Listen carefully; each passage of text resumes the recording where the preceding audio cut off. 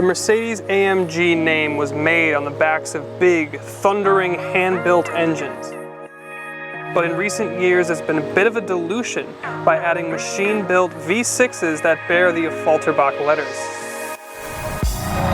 Today we're going wheel-to-wheel with the C63S and the C43 to see if the hand-built prestige truly makes a difference.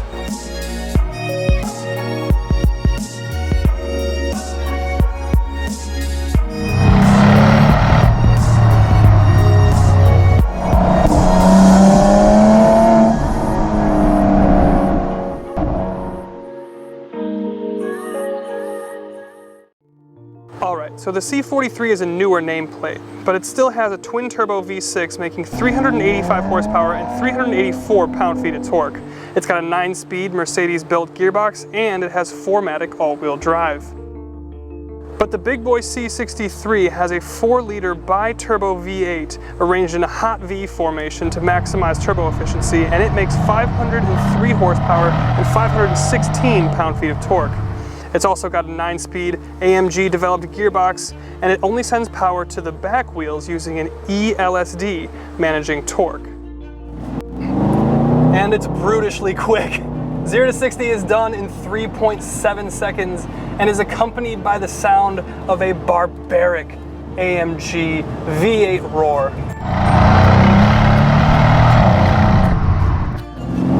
Now, people often say that AMGs aren't true through and through sports cars. If you want something born and bred for performance and sport and track use, you have to go BMW. And the fact is, well, they're wrong.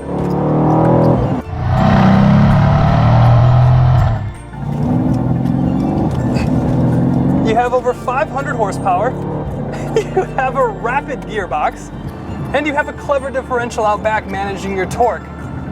I mean, this is a proper, well-sorted sports car.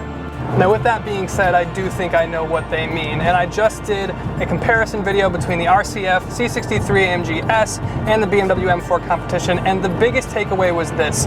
This was the heaviest among those competitors. This is over 500 pounds heavier than an M4 comp, and it's for that reason it kind of doesn't get the true sports car nameplate or stigma.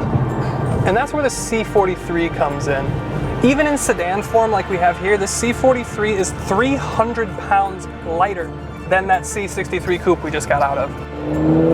And that's something that manufacturers have had to deal with because everyone wants more luxury. They want better materials, more technology, and all of that means weight. So they're asking manufacturers to defy physics by getting them all of this stuff in a lighter package.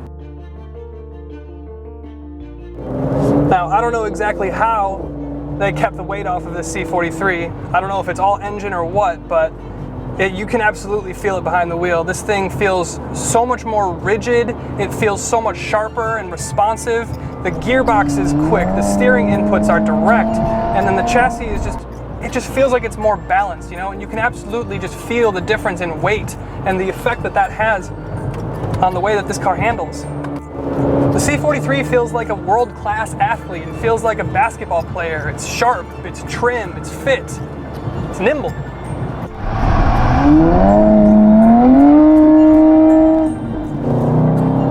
And then there's the C63, which is more like a power lifter. It's huge, it's incredibly powerful, incredibly strong, but it's just yelling each rep in the gym. Now, this isn't to say, now this isn't to say that the C63 isn't sporty or that it isn't a sports car, because that's absolutely not the case. It has a fantastic damper system. It's electronically controlled adjustable dampers, and it gets pretty stiff and rigid. Your steering is direct. While it is still a little bit light in Sport Plus, you still have a good amount of feel to it. But the simple fact is you just can't really hide that feeling and that dynamic of weight, and it could have to do with the way that this V8 makes power. This hand-built AMG V8 is more like a snowball rolling down a hill, gaining power and charisma as it goes.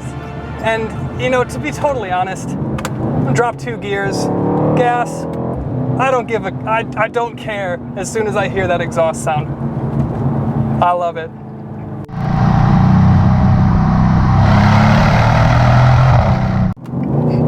So this C63 may carry a flaw as a sports car, but every time I get over 4,000 RPM with my right foot down, I just have the dumbest smile on my face, and it doesn't even matter. And with that said, even while I feel like I'm going faster in the C43 than I am in the C63, I just don't have that same dopey smile on my face. And it's kind of for that reason that this C43 feels more like a BMW M or M340 competitor than the C63 feels like a direct M3 competitor or M4. And it's because even in comfort mode, this thing is just so focused, it's so stiff, it's rigid, and at the end of the day, this is still a Mercedes. But it's for that reason, it's a little bit less character behind the wheel. The exhaust tone that you get isn't so much AMG. It's the V6 and it's got turbos on it, so it's not quite the same. And it just kind of lacks a little bit of that personality that you're used to with the AMG badge. So overall, C43 feels more dynamic, feels more sporty, just lacks a little bit of that AMG character. And with that, let's get into final thoughts.